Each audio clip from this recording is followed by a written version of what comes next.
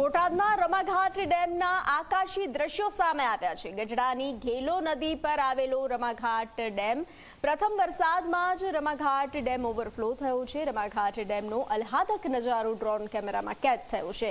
નવા નીરથી કુદરતી સૌંદર્ય સોળે કળાએ ખીલી ઉઠ્યું છે। રમાઘાટ ડેમથી ગઢડા, અડતાળા, લાખણકા, ઉમામેડી, ઈશ્વરિયા, ખોપાડા સહિતના ગામોને પીવાની તેમજ સિંચાઈના પાણીથી લાભ થશે। વધુ વિગતો સાથે સંવાદદાતા રઘુવીર જોડાઈ ચૂક્યા છે।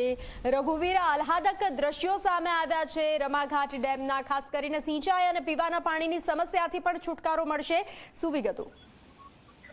જી બંસી, વાત કરવામાં આવે તો જે પ્રમાણે વાત કરું તો બોટાદ શહેર અને સમગ્ર જિલ્લામાં ધોધમાર વરસાદ વરસ્યો હતો અને ખાસ બનતી વાત કરવામાં આવે તો છેલ્લા 18 વર્ષ બાદ પ્રથમ વખત આવો ધોધમાર વરસાદ જે છે તે બોટાદ જિલ્લામાં વરસ્યો હતો ને તેમાં પણ વાત કરવામાં આવે તો ઓવરઓલ 15 ઇંચથી પણ વધારે વરસાદ સમગ્ર જિલ્લામાં વરસ્યો હતો, જેને લઈને અનેક જગ્યાએ વરસાદી પાણી ભરાયા હતા, ડેમો પણ ઓવરફ્લો થયા હતા। ત્યારે હાલ ગઢડાનો જે દેવાદોરી સમાન રમાઘાટ ડેમ છે તે ડેમના આકાશી દ્રશ્યો જે છે તે સામે આવ્યા હતા। ગઢડા શહેરમાં ઘેલો નદી પર આવેલો છે આ રમાઘાટ ડેમ અને સિઝનના પહેલા જ વરસાદમાં રમાઘાટ ડેમ ઓવરફ્લો થયો હતો અને ઓવરફ્લો થતાની સાથે જ આહલાદાયક નજારો જે હાલ અત્યારે આપણી G24 કલાકની ટીવી સ્ક્રીન પર જોઈ રહ્યા છો, રમાઘાટ ડેમ અને ઘેલો નદીમાં આવેલા નવા નીરથી કુદરતી સૌંદર્ય જે છે તે સોળે કળાએ ખીલી ઉઠ્યું હોય તે રીતના દ્રશ્યો બંસી જોવા મળી રહ્યા છે। અને આ રમાઘાટ ડેમ ઓવરફ્લો થતા